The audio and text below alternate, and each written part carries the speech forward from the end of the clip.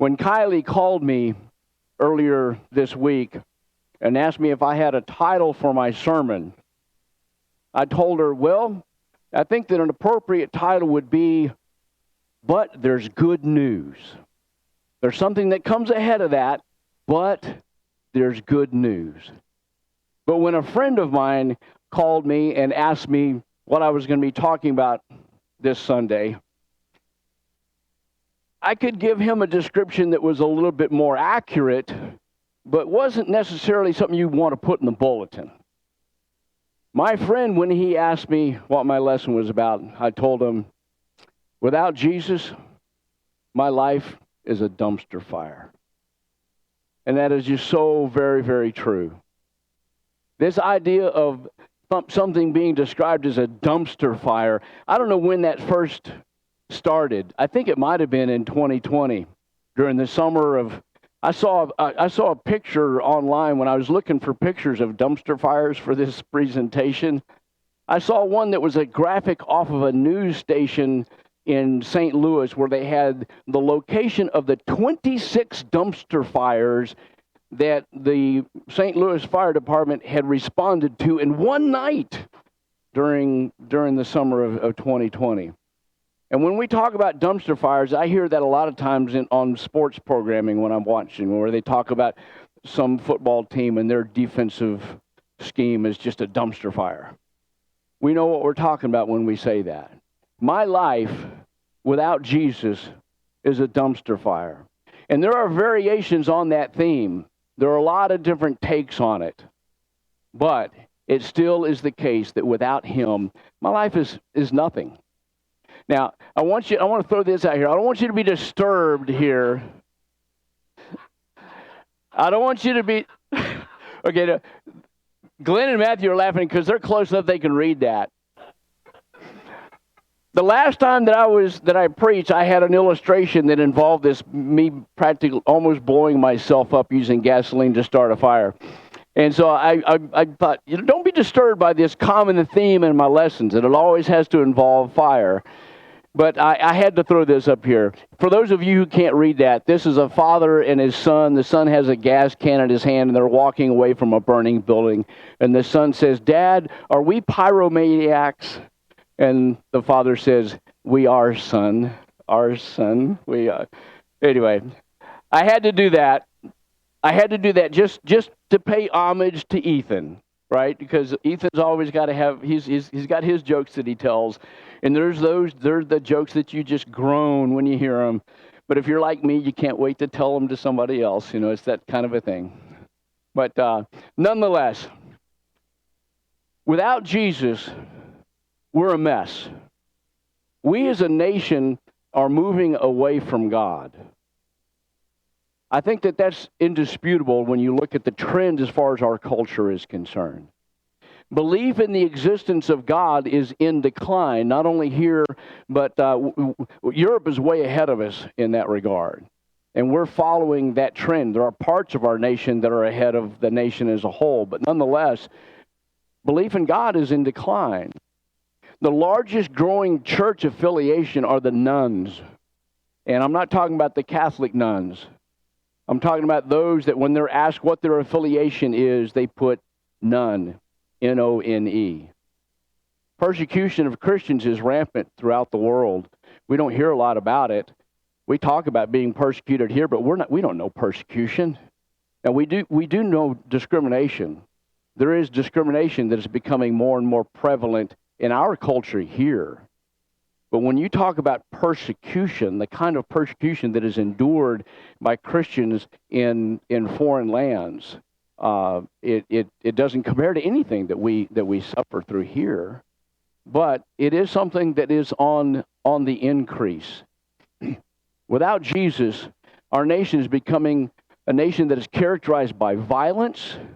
It's characterized by division and by conflict and by hatred.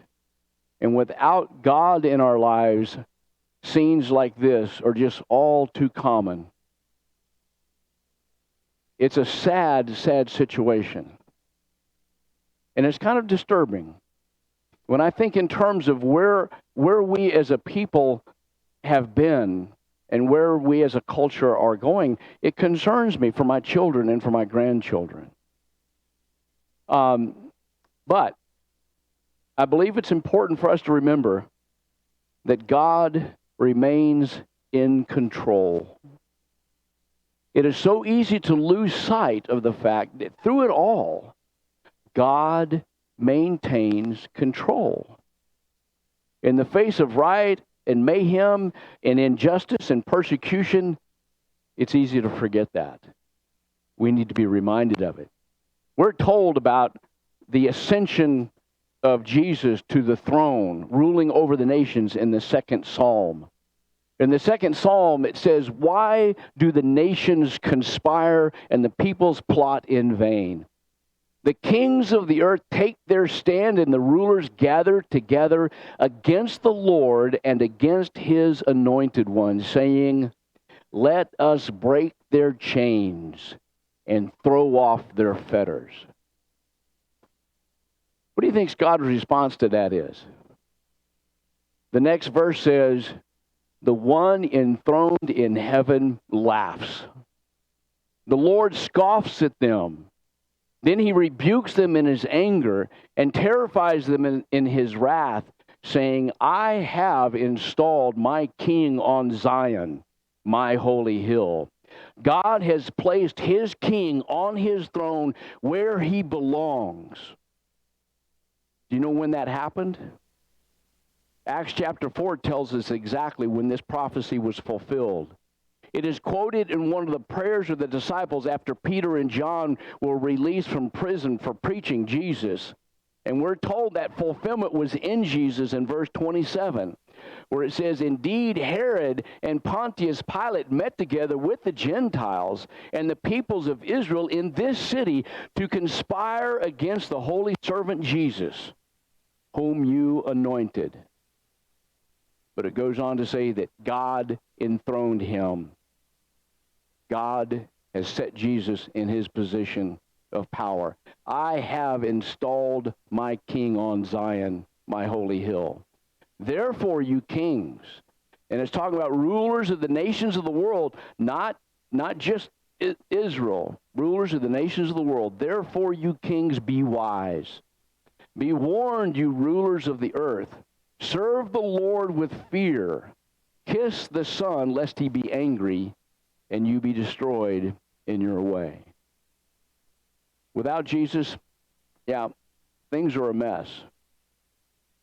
But as I talked about this, prepared for this sermon, my perspective really changed in a pretty dramatic way. It's been worse. As I prepared, my view on things evolved. Because I began looking back at the way things have been in the past prior to the influence of 2,000 plus years of Christianity on the world. We benefit from that lens. We look at life through a lens and sometimes forget about the fact that things are a whole lot better now because of the influence of Jesus, even in nations in the world that are not Christian nations, quote unquote Christian nations. We're viewing things from the standpoint of 20th century lives here in the United States. But there are lessons that we can learn from the Old Testament that enlighten us in terms of how we need to view these things. I believe very much so. In Romans chapter 15 and verse 4, it says, "Whatever was written in the former days was written for our instruction, that through endurance and through the encouragement of the Scriptures we might have hope." And also Paul says in 1 Corinthians chapter 10 and verse 11, "Now these things happened to them as an example. They were written down for our instruction, on whom the end of the ages has come." There's a lot of valuable lessons in the Old Testament. I think one of the times that when we're looking forward, I hope that we can take on a study at some point in time of the minor prophets. There's a lot of applicable material in those prophets. But I want to take a quick look at Israel's history and talk about some things that are in that are warnings to us today. Um, real quickly, just I can't give there's a video online of this kid that looks like he's about 7 years old that gives an oral history of just a grand sweep of the scheme of redemption in about 3.5 minutes. I wish I could do it as well as he did. But when we're thinking in terms of the grand scheme of things, God created man in his image to be loved by him and to love him and to love one another. When we fell away, God immediately set into motion a plan that he had established in eternity to bring about our salvation. Ultimately, it was determined that he was going to do that through the descendants of a man named Abraham, because of Abraham's great faithfulness. It's important for us to remember that Jesus Christ came into the world through the Jewish nation, not because of their faithfulness, far from it, but because of the faithfulness of Abraham. God promised Abraham that blessing would come to all the earth through his descendants. And God keeps his promises. He kept his promise to Abraham not because of the Jewish nation, but in spite of the Jewish nation. After they came into the land of Canaan, they went through a period of about 450 years, if I remember right, of this cycle of them prospering and forgetting about God and falling into time of trouble because of the punishment of God, and then repenting, and God would bring a judge into the land, which was really a warrior, is what they were. They were warlords that came in, but they delivered the nation of Israel out of the oppressive nation that had taken over. And they would begin to prosper again. They would fall away, and it went through that cycle quite a number of times. The book of Judges tells us all about that. And then they demanded a king. The first of those kings was Saul. And I believe Saul and David and Solomon each reigned for 40 years. If I remember correctly, that's true with all three of them. And after the death of Solomon, Solomon's son, Rehoboam, was told by his wise advisors, the people have been heavily taxed and they have been heavily worked in the building of the city of Jerusalem and in the building of the temple. You need to lighten their load and give them a time of relative ease. And then there were other advisors that Rehoboam listened to that said, you need to show them who's boss. And Rehoboam decided he was going to, if you thought my father was hard, you just wait. I'll show you power. I'll show you hard. And he increased the burden of the people. And as a result of that, 10 of the tribes of Israel, 10 of the 12 tribes from the 12 sons of Jacob, 10 of those 12 tribes rebelled. And they seceded from the union, if you will. And now you have Israel to the north and Judah to the south. Now, Israel and Judah were different in several different ways, not only because of the different tribes that you had, but Israel, by its very nature, the 10 tribes to the north, basically rejected God. Jeroboam, the king in the north, not Rehoboam in the south, Jeroboam in the north immediately said, I'm afraid that if the people go back to Jerusalem to worship every year, like the law demands, I think they're going to be attracted to the south, and they're going to want to get back with the south again, and I'll lose my kingdom. And so he established 2 places of worship in the north, in Dan and in Beersheba, where the people could go to worship in violation of the law of God, north and south, so that they didn't have to go down into Judah to worship. Well, that was a rejection immediately of the law of God by the Israel nation, by the Israelites to the north. And there were no good kings in the north. The kingdom of Israel lasted for a pretty good long while, but there were none of the kings that are described as good kings in the north. Now, the kings in the south were a mixed bag. You had everything from Ahab and Manasseh to Hezekiah and Josiah. Bad and good. And Israel to the north declined continuously until they fell to the Assyrian Empire in 722 BC. Now, I don't want to spend a lot of time talking about that fall, but it was horrendous. When you think in terms of the Assyrian nation, you look up Assyria online and read about the historical narratives of what the Assyrian nation was all about. They were absolutely brutal. Their subjugation of the lands that they took over was I can't think of a better word than just absolutely inhumane in its brutality. They would haul people off as slaves. They would flay people and skin them alive and amputate arms and cut off ears and noses and make inscriptions of these things on stone and send them to the next country to give them a warning ahead of time. Hey, you fall in line or this will happen to you. They took people to the land, away from the lands, but then they also brought other people into the land to replace them.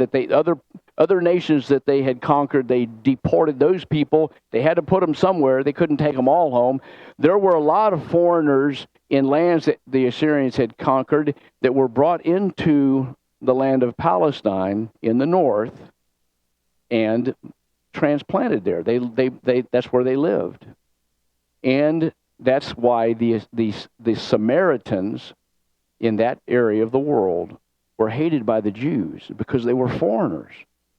The Jews that were left behind over time lived with and married and had children with these foreigners, and they were very much looked down upon by the Jews. But the fall of Assyria was just horrendous. Judah's decline came as well, but it was slower in the coming. Manasseh epitomized the wickedness of the decline of Judah. His grandson Josiah is one of the kings that can be said to have epitomized or characterized the attempts to follow after God. I want to read from Manasseh from the book of 1 Kings chapter 21 about Manasseh. Now remember, this is a king of God's people. It says in verse 2 of 1 Kings 21, and he did, speaking of Manasseh, he did what was evil in the sight of the Lord, according to the despicable practices of the nations whom the Lord drove out before the people of Israel. For he rebuilt the high places that Hezekiah his father had destroyed, and he erected altars for Baal, and made an Asherah, as Ahab king of Israel had done, and worshipped all the host of heaven and served them. And he built altars. He built altars in the house of the Lord, in the temple that had been built by Solomon, the place of the dwelling place of God. Manasseh built altars in that house, of which the Lord had said, in Jerusalem I will put my name. He built altars to all the starry hosts. You think that's bad? And he burned his son as an offering, and used fortune-telling and omens, and dealt with mediums and with necromancers. He did much evil in the sight of the Lord, provoking him to anger. We have a king of the children of God offering his son as a sacrifice on an altar in the temple of the Lord. It is in this context that Ezekiel prophesied, told of the vision of his witnessing the departure of the Lord from the temple, from the temple in Jerusalem. It is in this context that Jehovah brought judgment upon the southern tribes, the last two remaining tribes. And that came about not through Assyria, but through Babylon. It was tumultuous times. Crazy tumultuous times. You think today's society is tumultuous? I think it is, but that's in the lens of the 21st century. Jerusalem fell to Babylon in 586 BC. When we're talking about the political situation there, Egypt and Babylon were two world powers. Of course, there was Assyria who had conquered Israel. Well, Assyria now is kind of slowly being taken over and conquered by Babylon. Egypt is on the opposite side of Palestine, and Egypt is at one point trying to move its army through Israel to aid the Assyrians to keep the Babylonians from becoming any stronger. And Israel's in the middle of all of this and is a pawn in the wars between these world powers. Judah was conquered, and as they were conquered, vassal kings were set up. Josiah, who tried to slow the advance of the Egyptian army in battle in Megiddo, was killed in battle, and his son, or his kingdom was passed on not to his son, but to three of his different sons. His first son took it over, but then that son only lasted about 3 months. He was deposed, and another son of Josiah was put in his place again by the powers that were in control at that point in time, which was by Babylon. There were 3 different groups of slaves that were taken off into Babylon. Among those slaves were Daniel, the prophet Daniel, and the prophet Ezekiel. So, what's my point? Why are we talking about this? I believe that we are held to a higher standard. I do believe that we are held to a higher standard because of what we know today, because of the influence of Christianity and the faith that we have. But when we think about the terrible state of our world and our nation, I need to remind myself that we haven't had any of our presidents dragged off into captivity with a hook in his nose. That's what happened to Manasseh. We have not had mass deportations to slave camps in foreign countries. That's not to say this kind of thing isn't happening in the world, but it hasn't happened here. We haven't yet elected a president who has sacrificed his son as an offering in the National Cathedral in Washington, D.C. Kind of puts a little bit of a different twist on the perspective of things, doesn't it? Now, does that mean that I don't care or that it doesn't matter that our nation and the world in general, or at least the Western civilization, is moving away from God? No, I very much care about that. But God is in control. He's still in control even when our nation is ungodly. And people, we need to understand something. God told the people of God that were still faithful in the land through Ezekiel, you serve me in Babylon. You don't have to serve me in the temple in Jerusalem. I'm leaving the temple in Jerusalem.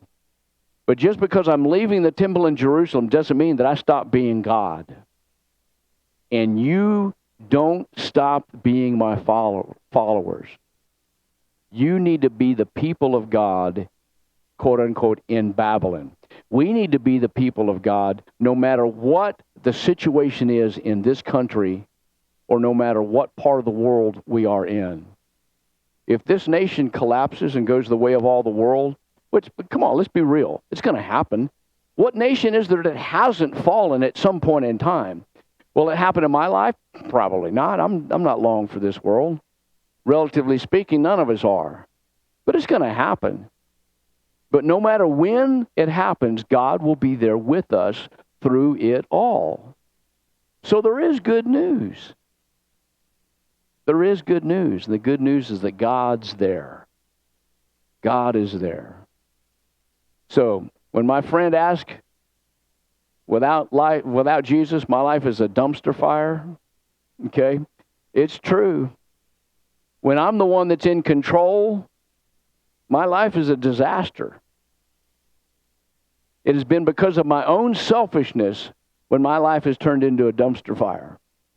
It's been because of my lack of trust in God. It's been because of my own lusts and desires and my pursuing them. It's been because of fears that I have and the actions that I take to avoid fears. All of these things are on me. I need to take ownership. I need to take ownership. That picture there, the first time I ever saw it, just cracked me up, but it really resonated with me. Because you know what the caption read? The caption to that picture said, well, looky here. Here come the consequences of my own bad decisions. I've made a lot of bad decisions in my life. I have hurt myself in my standing before God. I have hurt others. I have hurt others deeply. I need to take ownership of that. Feeling guilt over the wrongs that we have done is appropriate. We need to feel guilty. But people, don't buy into the lie that the wrongs that you have done make you unlovable and unworthy of salvation through Jesus Christ. God is merciful. God is abundant in love and in kindness. Remember Manasseh? What have you said about him? 2 Chronicles chapter 33. There are two accounts of these events in history, the Kings and the Chronicles. The Chronicles were an account that was written after the return of the people of Israel. And it has a little bit of a more optimistic outlook on things.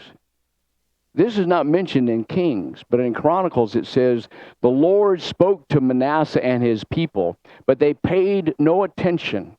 So the Lord brought against them the army commanders of the king of Assyria, who took Manasseh prisoner, put a hook in his nose, bound him with bronze shackles, and took him to Babylon. Well, that doesn't sound very optimistic. In his distress, he sought the favor of the Lord his God and humbled himself greatly before the God of his ancestors. And when he prayed to him, the Lord was moved by his entreaty and listened to his plea. And so he brought him back to Jerusalem and to his kingdom. Then Manasseh knew that the Lord is God. Even Manasseh. Even me. In all of my sins, all of the bad choices that I have made, God is willing to listen to my entreaty if I turn to him. He'll listen to any one of us because God is rich in love and in mercy. If you haven't begun a walk with Christ, you're really missing out. And I'm not just talking about hope for the future. I'm talking about what it means to be a follower of Christ right here and right now. There is no better way of life. It lifts the burdens of guilt from our past. It gives us hope for the future. But it also gives us a peace that just passes understanding, that enables us to just move toward Jesus, and in that love our life and love the people that we serve with, and the people that we serve out there that are not a part of our group, that we can still love and we can still show the way of Jesus. There's no better way of life. If you have a desire to become a part of the family of God, it tells us in numerous examples in Acts what we need to do.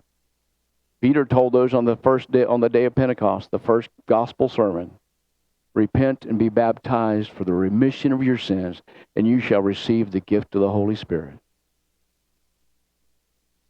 For there's many of those, it says in Colossians, as many of those of you who are baptized into Christ have put on Christ.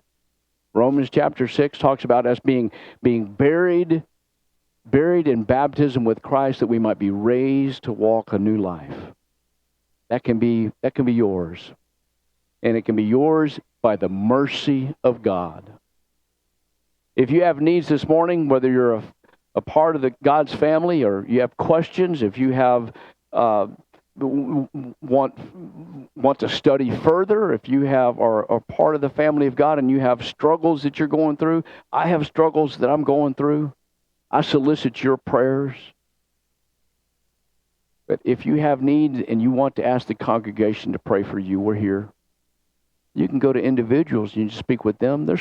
That's absolutely 100% appropriate. But if you want to talk just before the congregation, let us know what's going on so we can help you. We want to do it because we're supposed to be there for one another. We're the hands of Jesus in this world. If there is a need that you have that we can help you with, we ask you to let it be known at this time as we stand and as we sing. When we walk with the Lord in the light of His word, what a glory He sheds on our way. While we do His good will, He abides with us still, and with all who will trust and obey. Trust and obey, for there's no other way to be happy in Jesus, but to trust and obey. Not a burden we bear, not a sorrow we share, but our toil He doth richly repay. Not a grief nor a